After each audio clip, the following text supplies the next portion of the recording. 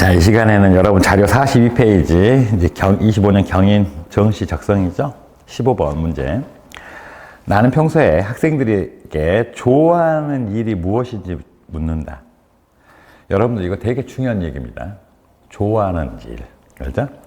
그리고 좋아하는 일을 직업으로 삼으면 무척 행복하다는 말을 하다고 말해준다. 그러면 많은 아이는 자신의 근사한 미래를 상상하다 행복한 미소를 짓는다. 자, 이제 관심 분야죠. 자, 그런데 가끔은 좋아하는 일을 찾아 진로를 설계하라는 조언을 하기 조심스러울 때도 있다. 예를 들어 우리 반 A는 시 쓰는 걸 좋아하고 장래에 시인이 되고 싶어하는 아이이다. 시인으로서 활동 중인 옆반 담임선생님의 의견에 따르면 A의 시는 초등학교 6학년 수준을 훨씬 뛰어넘는 수준이다. 이제 A 같은 경우는 능력치를 가지고 있다는 얘기죠. 그렇죠? 그러나 시인은 직업으로 삼기에 안정성이 떨어지는 것도 사실이다. A의 부모님은 그래서 A가 시는 취미로 쓰고 경제적으로 안정된 직업을 갖기를 희망한다.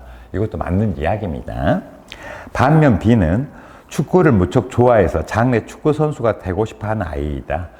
초등학생들 남자아이들은 얘기할 필요가 없어요. 그죠? 지가 잘하고 못하고 상관없죠? 그냥 뭐 하나 꽂히면 그거 인생 다 여기서 올인인데, 그러나 축구 선수가 되려면 진지하게 축구부에서 전문적인 훈련을 받아서 했는데, B는 6학년인 지금까지도 축구부에 들어가지 않았다. 초등학교 담임지 학급을 운영한 이유 말씀드렸었죠. 잠재성 교육. 그렇죠? 아니, 정확히 말하면 들어가지 못했다. 못했대요. 축구부 감독이 보기에는 B는 축구를 좋아하지만 재능이 뛰어난 편이 아니었기 때문이다. 재능이 없는데 좋아하는 일을 하는 아이 B가 있죠. 재능이 있는 A가 있고. 그래서 지금 나는 깊이 고민 중이다. 이건 고민해야죠. 아이들의 진로, 미래가 걸린 문제 함부로 말하면 안 되잖아요. 시인이 되겠다는 A를 응원하는 것이 잘하는 것일까? 축구를 하겠다는 B에게 어떤 말을 해줘야 할까? 재능 없다는 얘기를. 담임 교사 입장에서 진로와 관련해서 A와 B에게 조언을 하고 왜 그런 조언을 해주었는지 설명하라고 했잖아요. 잠재성 교육 묻는데, A에게 해주는 조언, 여기서 보면은 이제 정확하게 나와 있고, B에게 해줄 수 있는 조언도 정확히 나와 있습니다. 이건 딱 여러분 바로 보면 이해하시게 될 거고요.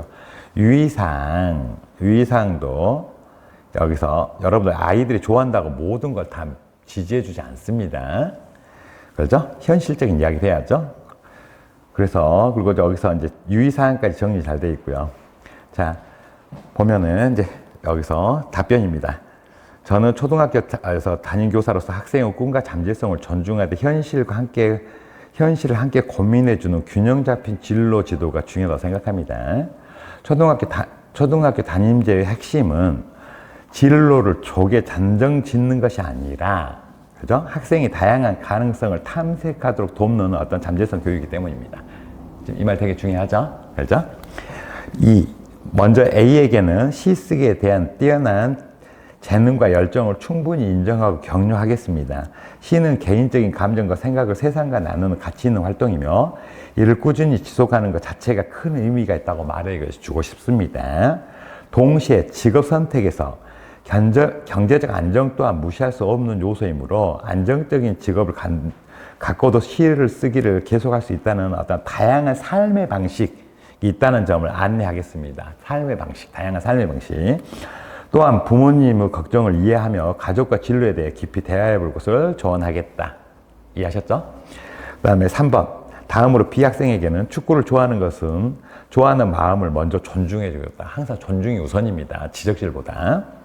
다만 운동선수는 재능과 전문 훈련이 함께 요구되는 진로이므로 좋아하는 것과 잘하는 것을 구분해 좋아하는 것과 잘하는 것, 그렇죠? 신중히 고민해 보고 조언하되 축구를 취미로 꾸준히 즐기면서도 체육교사나 스포츠 지도사, 스포츠 관련 직업 등 다양한 진로 가능성을 함께 탐색하도록 돕겠습니다. 이 과정에서 자아자감을 느끼지 않도록 충분히 공감하고 다른 활동 속에서도 자신의 강점을 발견할 수 있도록 지도하겠습니다. 4번. 이처럼 저는 교사가 꿈을 무조건 지지하거나 현실만을 강조하는 존재가 아니라 학생이 자신의 꿈과 현실을 연결하여 스스로 방향을 찾아갈 수 있도록 돕는 징검다리 역할을 해야 한다고 생각합니다. 이를 통해 학생들이 성장 과정 속에서 유연하게 진로를 탐구하도록 지원하겠습니다. 진로 탐구죠? 근데 여기서 이제 최근에 이번에 나왔던 내용 중에 하나가 교수님들이 하시는 말씀이 18살짜리가 무엇을 알아서 특정 직업을 선택한단 말이냐, 특정 학과를 선택한단 말이냐, 이 말까지 나왔거든요. 우리 사회에서. 이런 말 나온 게 저도 이거 충격을 받았어요. 응? 근데 이 말을 보면서 고등학생인 여러분들까지도 하물며 진로에 대해서, 여러분들이 직업에 대해서 우리가 자유학년제든 뭐든 어떤 일부를 안고도 세상에 직업이 정말 많잖아요. 다양하고. 그 다음에 여러분들이 그 다양한 직업군에 대해서 탐색하고 경험할 기회가 없었잖아요. 그래, 안 그래요? 근데 무엇을 알게 특정 직업, 학과를 선택하냐. 그럼 이 교수님들이 하신 얘기가 뭐라고 그래요, 요즘에? 지금 여러분들 교대 교수님도 마찬가지입니다. 이분들이 하신 얘기예요.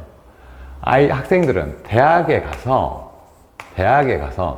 다양한 학과 친구들과 함께 어울리면서 어떤 직업이나 직업에 대해서, 진로에 대해서 진지하게 고민하게 되고 어떤 선택하는 것이 일반적으로 맞다라는 얘기예요. 이 말 잘 보셔야 됩니다. 그래서 여러분들 주의점이에요. 교대 교수님들이 가장 싫어하는 게 뭐냐면 초등학교 때 6년, 중학교, 고등학교 3년, 6년, 12년 동안 저는 초등학교 교사만 꿈꿨습니다. 이 학생은 어떤 학생으로 보게 되냐면은 진로 탐구나 어떤 진로 체험에 안 된 부족한 학생으로 봐버립니다. 그래서 그게 큰 장점은 아니라는 거야. 그래서 생기부에 뭐 여러분들 이제 그렇게 써놓은 경우가 있긴 있는데, 그죠?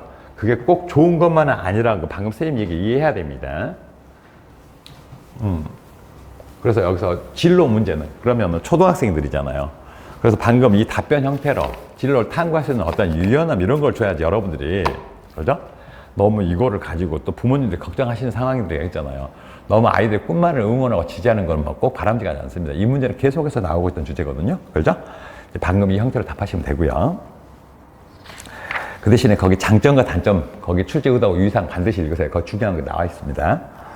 자, 16번입니다. 공주 정시 적성입니다. 최근 저출산 고령화가 심화되면서 전국적인 학령 인구, 초, 중, 고등학교 재학자 수가 감소 현상이 가속화되고 있어요. 감소한 건 맞잖아요. 그렇죠? 이에 따라서 일부 지역 학교는 학생 수 급감으로 통폐합 위기에 놓여 있기도 하고, 통폐합, 이 문제 계속 나왔어요. 임용이고 교대 입시고 지금 계속 나온 주제거든요. 소규모 학교 운영에 따른 교육의 어떤 재정 부담도 커지고 있어요. 그죠? 그럴 수 있겠죠, 충분히. 반면 농어촌, 도서 벽지와 같은 특정 지역에서는 학교가, 이거 잘 보셔야 돼요. 지역 공동체의 중심. 왜? 그 지역 어른들이 그 학교에서 추억들이 있고 그 학교를 다 나오셨잖아요. 지역 공동체의 어떤 중심 역할을 한다는 점에서 단순히 학생 수만의 폐교를 결정하기에는 신중한 검토가 필요하다는 의견도 제기되고 있죠. 양쪽 다 맞는 얘기죠. 한편 교육 재정 측면에서는 학생 수 감소로 인해 학생 1인당 지원 금액은 상대적으로 늘어날 가능성이 높다. 당연하죠. 우리나라 국가 예산이 계속해서 커지고 있고 나라가 잘 살고 있는데. 또한 미래 교육 환경, AC, 디지털, AI 교육, 무학년제 도입 등에 대응하기 위해 새로운 시설 및 프로그램 지원이 더욱 중요해지고 있는데, 이렇게 변화될 교육 환경은 도심에서 멀리 떨어진 소규모 학교에 유리한 측면도 있어요. 왜? 그만큼 학생들한테 많은 것들이 지원이 되니까. 그러므로 소규모 학교를 단순히 통폐합 대신 미래 교육 환경에 맞춰 지속 가능한 교육 시스템을 구축하기 위한 예산을 효율적으로 분배하는 목소리가 나오고 있어요. 이쪽이 지금 여기서 마지막 이 부분이 우리는 교사로서 가져야 될 어떤 마인드죠. 그렇죠? 돈으로 학교 통폐합 걱정할 문제 아닙니다. 왜? 여러분들은 학생들의 교육 미치는 영향에 대해서 얘기해야지. 무슨 돈 걱정해. 그럼 재정기획부나 그런 데 가셔서 뭔가 다른 일을 해보셔야지. 그렇죠? 1번. 소규모 학교 통폐합에 대해서 자신의 입장을 밝히고 그 이유와 근거를 제시하되 하시고, 2번 변화될 교육 환경에서 소규모 학교가 발휘할 수 있는 강점과 극복해야 할 문제점은 무엇인지에 대해서 의견을 이제 나누라겠는데